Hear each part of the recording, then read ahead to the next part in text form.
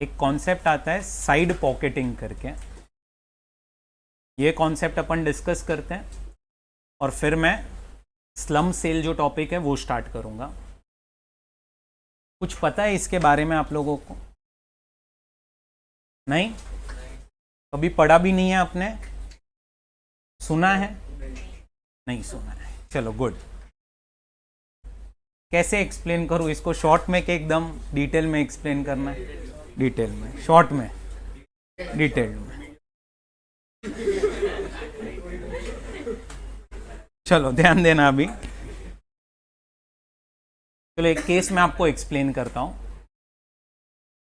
Concept है side pocketing का, ध्यान देना यहां पे। पहले मैं आपको एक केस एक्सप्लेन करता हूं, फिर प्रोविजन जो यहां पे दिया है वो एट द एंड अपने को ये लास्ट में नीचे जो 3 पॉइंट दिए ना, ए बी एंड सी, बस अपने लिए उतना ही रेलेवेंट है टैक्स पॉइंट ऑफ व्यू से। But first you should understand the concept. ये कॉन्सेप्ट क्या है? सेग्रीगेटेड पोर्टफोलियो का, साइड पॉकेटिंग का। अब मैं आपको एग्जाम्पल जो दे रहा हूं ना, आप सब ने फ्रैंकलिन करके सुना होगा, इसके काफ़ी सारे यूनिट से म्यूचुअल फंड के विचार listed on a recognised stock exchange. अब ये जो कॉन्सेप्ट है ना, कौन सा? साइड पॉकेटिंग का। ये कॉन्सेप्ट फ्रैंकलिन के केस में यूज हुआ था, थोड़ा टाइम हो चुका है, 2020 का केस है। आप सिर्फ फर्स्ट पैराग्राफ पहले रीड करो, कुछ समझेगा नहीं, बट बाद में मैं एक्सप्लेन करता हूं आपको।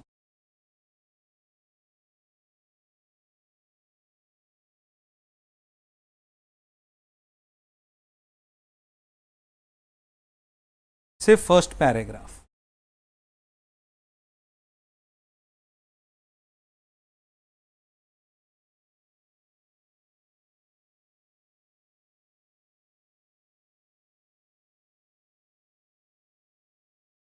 पढ़ा सिर्फ फर्स्ट पैराग्राफ? ठीक है। अब है ना, ध्यान से सुनो।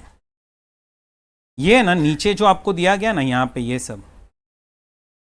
ये सब फ्रैंकलिन की स्कीम्स थी म्यूचुअल फंड की, जो पास्ट में इशू हुए थे सब। Franklin India low duration fund, Franklin India dynamic accrual fund, ऐसे सब अलग अलग फंड्स थे। मैं एक एग्जांपल ले रहा हूं कि ये जो लास्ट वाला है ना, Franklin India opportunity India income opportunities fund, ये उन्होंने वो टाइम पे एक फंड बनाया था। अब ये फंड जो है ना, इसका मैं आप लोगों को फैक्ट शीट बताता हूं। In the month of December, ये इसका दिसंबर 2019 का फैक्ट शीट है। ये दिख रहा है इधर, डेट दिख रहा है तुम्हें? दिसंबर 2019 का क्या है? Fact sheet. फैक्ट शीट मतलब सारी डिटेल्स है इन शॉर्ट। अब इसमें तुम देखो तो ये कंपनी जो है, इसने कहां कहां पे इन्वेस्टमेंट की है उसका सारा डिटेल्स है। कौन सी कंपनी ने? अरे ये फ्रैंकलिन ने। तो Franklin India income opportunities fund है। ये फंड एक डेट फंड था। डेट फंड समझ में आता है ना? अपन ने पैसा दिया होगा ये फंड को, इन्वेस्टर्स ने, अपने को बदले में यूनिट्स मिले होंगे। अब ये फंड ने पैसा कहां कहां इन्वेस्ट किया है उसकी सारी डिटेल्स है। तो ये कंपनीज में इन्वेस्ट किया, तो ये कंपनीज में क्या खरीदे? बॉन्ड्स और सब खरीदे, क्योंकि डेट फंड है इसीलिए। वापस मैं रिपीट कर रहा हूं, सुन रहे हैं ना सब लोग? फंड का नाम क्या है? Franklin India income opportunities fund. इसने क्या इशू किया था? यूनिट्स। तो इन्वेस्टर ने क्या खरीदे थे? इसके यूनिट्स खरीदे थे। अपन ने पैसा दिया फ्रैंकलिन को, उन्होंने यूनिट्स दिए। अब ये लोग ने क्या किया? पैसा आगे इन्वेस्ट किया होगा, बट ये फंड कौन सा था? Debt fund. तो इसने बाकी सब कंपनीज में इन्वेस्ट किया और वहां के क्या खरीदे? बॉन्ड्स, डिबेंचर्स, ये सब में इन्वेस्ट किया। तो ये कंपनी ने कहां इन्वेस्ट किया? तो ये सब कंपनीज में इन्वेस्ट किया। तो दिख रहा है क्या तुम्हें? समझ रहा है इतना पहले? ये कब का इन्वेस्टमेंट है? दिसंबर 2019। अब ये जो कंपनीज है जिसमें इन्वेस्ट किया है, उसमें one of the company is Vodafone idea limited. दिख रहा है वोडाफोन आइडिया लिमिटेड, वो सब लिखा हुआ है कि इसके जो बॉन्ड्स हैं, ये वोडाफोन आइडिया के बॉन्ड्स खरीदे थे। किसने खरीदे थे? फ्रैंकलिन ने। और उसका रेटिंग वेटिंग रहता है, सब क्रेडिट रेटिंग रहता है ना, तो क्रेडिट रेटिंग और सब दिया था। अब ध्यान से सुनना, ये पूरा पोर्टफोलियो है, और भी एक इन्वेस्टमेंट है वोडाफोन आइडिया में, मतलब दो चीज जगह पे बॉन्ड्स में इन्वेस्ट किया था कुछ, तो ये पूरा पोर्टफोलियो है जहां पे इन्वेस्टमेंट्स हुए थे, बराबर, ये पूरा पोर्टफोलियो है जहां पे इन्वेस्टमेंट हुए थे। अब क्या हुआ, बराबर से सुनना, ये इन्वेस्टमेंट्स तो था ही, वो टाइम पे एक केस हुआ है। क्या केस हुआ, जो डिपार्टमेंट ऑफ टेलीकम्युनिकेशन है, डिपार्टमेंट ऑफ टेलीकम्युनिकेशन किसके अंडर आता है, गवर्नमेंट के अंडर। वो लोग है ना, ये जितनी भी कंपनीज है टेलीकॉम कंपनीज, उनसे 8 या 10% रफली कुछ चार्जेस लेते हैं, कुछ परसेंटेज लेते हैं चार्जेस। क्यों, अरे ये लोग सब नेटवर्क्स यूज कर रहे हैं ना, तो इसके लिए वो लोग क्या करते हैं, चार्जेस लेते हैं, जिसको हम स्पेक्ट्रम चार्जेस बोलते हैं। सुना है ऐसा कुछ, स्पेक्ट्रम चार्जेस? तो उन लोग का है ना केस चल रहा था, एक टेलीकम्युनिकेशन कंपनीज जो है एयरटेल वोडाफोन और सब, और डिपार्टमेंट ऑफ टेलीकम्युनिकेशन जो है, आज ये टेलीकॉम कंपनीज को पैसा देना पड़ता है, किसको, department of telecommunication which comes under government, इनको कुछ परसेंटेज देने पड़ते हैं। तो रफली समझो ना, अभी एग्जांपल लेते हैं, 10% देना पड़ता है। कंपनीज क्या बोल रही थी पता है, 10% हमें देना है, बट हमें 10% देना पड़ेगा only of the income which we derive from a core activities. Core activities से जो इनकम आएगी, मतलब क्या, सिम कार्ड बेचा, रिचार्ज बेचे, वो सब उनकी कोर एक्टिविटीज है, टेलीकॉम कम्युनिकेशन की core activities. Department of telecommunication जो है, उनका व्यू क्या था पता है, आपकी कोर एक्टिविटीज प्लस आपकी नॉन कोर एक्टिविटीज से जितना रेवेन्यू आया सबका आपको 10% दे।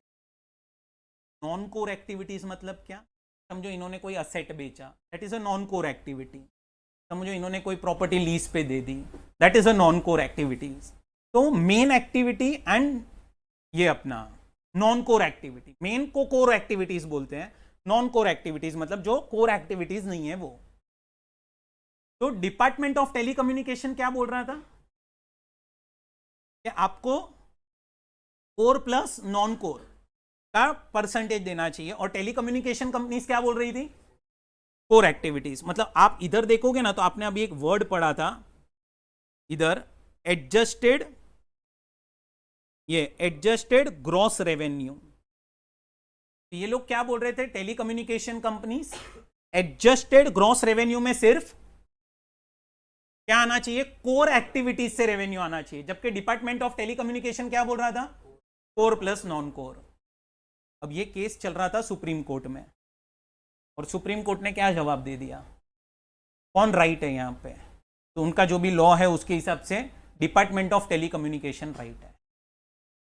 मतलब अब मुझे बताओ, ये टेलीकॉम कंपनीज का क्या हो गया, लॉस हुआ, क्योंकि अब इनको पेमेंट्स ज्यादा करने पड़ेंगे।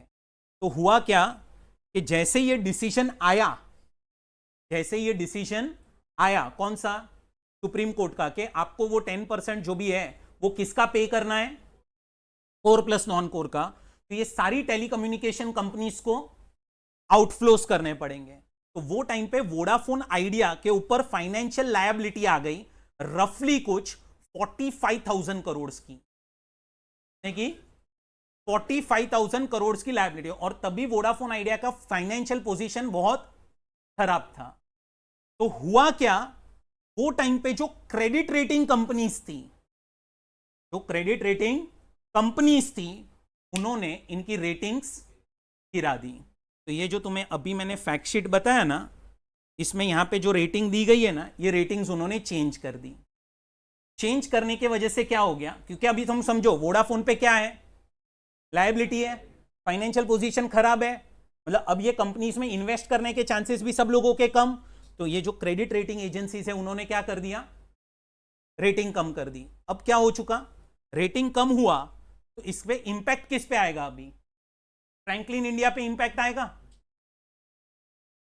कैसे, अरे भाई अगर वोडाफोन की रेटिंग कम हुई तो उसकी अभी वैल्यूज गिरना स्टार्ट हो जाएगी, उसका इंपैक्ट डायरेक्टली फ्रैंकलिन इंडिया पे आ गया। अब फ्रैंकलिन इंडिया का जो टोटल इन्वेस्टमेंट होगा कहने से वो भी कम होना स्टार्ट हो जाएगा। मतलब एक असेट जो है वोडाफोन इंडिया, ये वोडाफोन आइडिया लिमिटेड, वो क्या कर रहा है कहने से पूरे पोर्टफोलियो को खराब कर रहा है। यार बराबर है, इतना समझा।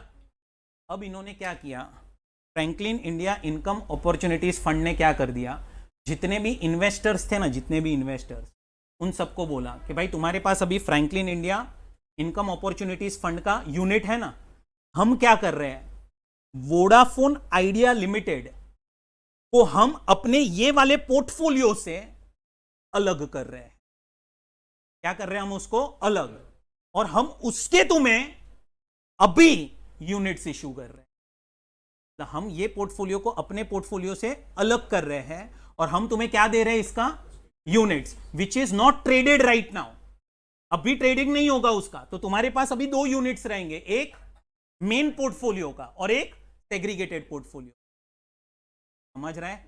इन्होंने क्या किया, जो असेट्स खराब हो गए थे पोर्टफोलियो में उसको अलग कर दिया। नहीं तो इसका इंपैक्ट किस पे आएगा, बाकी सब असेट्स पे आएगा। तो बाकी सब असेट्स पे इंपैक्ट ना आए, बाकी पोर्टफोलियो पे इंपैक्ट ना आए। नहीं तो आज सोचो वोडाफोन आइडिया को अगर इसमें ही रखा, सब लोग क्या करना स्टार्ट करेंगे पता है, फ्रैंकलिन इंडिया जो है उसके भी बेचना स्टार्ट कर देंगे यूनिट्स। सुन रहा है क्या?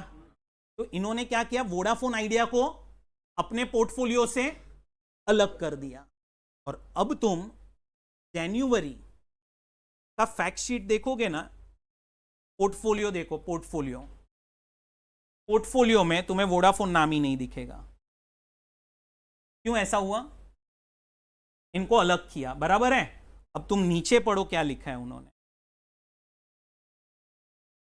Franklin India opportunities fund segregated portfolio 1 and segregated portfolio 2। पता है ना, वो दो जगह पे इन्वेस्ट किया था वोडाफोन आइडिया में। तो इन्होंने क्या कर दिया, वोडाफोन आइडिया को अलग कर दिया है।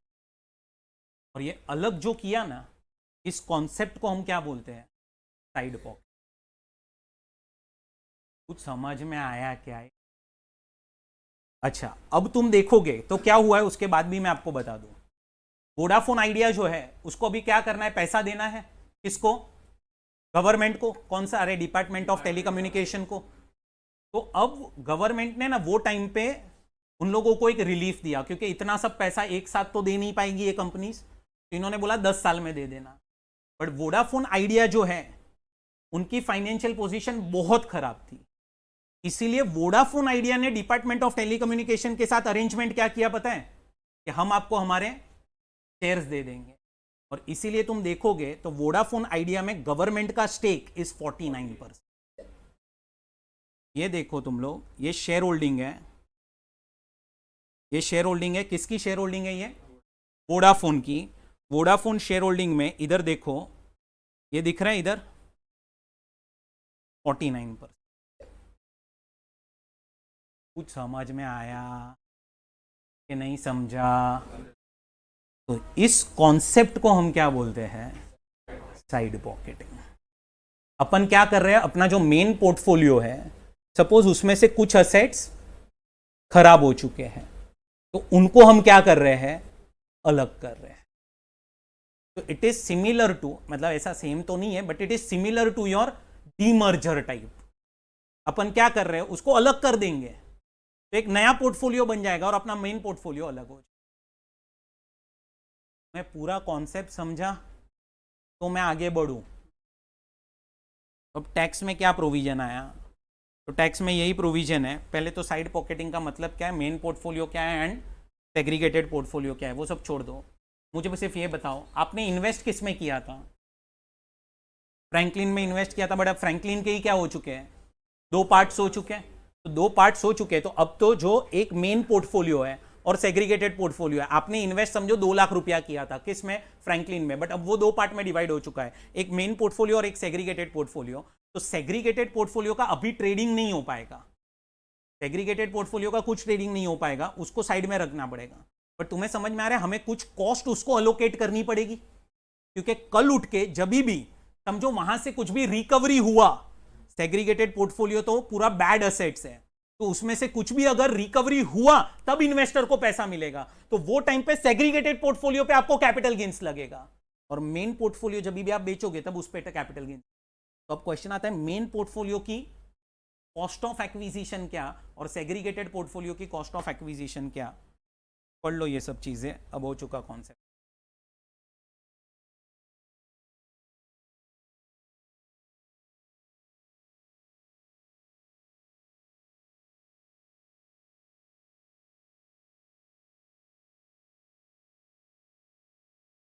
प्रपोर्शनेट करना है होल्डिंग पीरियड सेग्रीगेटेड पोर्टफोलियो का, जब से आपने ओरिजिनल पोर्टफोलियो मतलब मेन पोर्टफोलियो में इन्वेस्ट किया था तब से लेना है, और वो तो बैलेंस कॉस्ट आपको दी गई है मेन पोर्टफोलियो। तुम्हें समझा? एक मिनट, फ्रैंकलिन ने किस में इन्वेस्ट किया था? वोडाफोन। वोडाफोन के इसमें केस में एक केस चल रहा था टेलीकम्युनिकेशन कंपनीज का। अब क्या आ चुका, उसके वजह से वोडाफोन को फाइनेंशियल लायबिलिटी आ गई कि अभी पैसा देना पड़ेगा उन लोगों को। तो अभी पैसा देना पड़ेगा, इसीलिए क्या हो चुका कि वोडाफोन का रेटिंग कम हुआ। बट फ्रैंकलिन ने वोडाफोन में इन्वेस्ट किया था तो फ्रैंकलिन का पोर्टफोलियो खराब हो रहा था, उन्होंने क्या कर दिया, उसको अलग कर। आ रहा है समझ में? आ रहा है क्या? होए अब ये जो मैंने आपको थोड़ी देर पहले पढ़ाया, अभी पढ़ो, अभी वापस से फर्स्ट पैराग्राफ।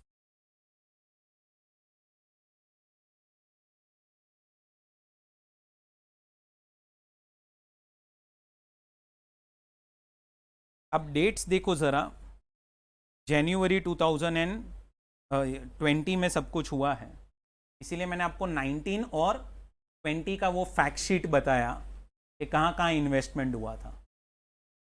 समझ में आ रहा है क्या? ओए, और इसीलिए इन्होंने क्या किया है, सेग्रीगेट किए पोर्टफोलियोज। अब फ्रैंकलिन जो है उसके ये जितने भी फंड्स यहाँ पे लिखे हैं ना, वो फंड्स में फ्रैंकलिन के ये सब फंड्स चल रहे थे, और ये सारे फंड्स ने वोडाफोन में इन्वेस्ट किया। ये देखो सब अलग अलग कर दिए उन्होंने यहाँ पे। फिर ये आपका सेग्रीगेटेड पोर्टफोलियो गया भेजे में कि नहीं समझा। ये आपका कॉन्सेप्ट कंप्लीट होता है। कौन सा कॉन्सेप्ट है? Segregated portfolio. साइड पॉकेटिंग करके हम बोलते हैं। क्या बोलते हैं हम इसको? Side pocketing. और अब तुम देखोगे तो मैंने आपको क्या बोला, वोडाफोन के पास पैसा ही नहीं था, वोडाफोन ने गवर्नमेंट के साथ सेटल कैसे किया है? अभी सब शेयर्स दे के सेटल किया है, और इसीलिए गवर्नमेंट के पास वोडाफोन आइडिया के शेयर्स हैं। क्लियर? मैं बढ़ूँ आगे?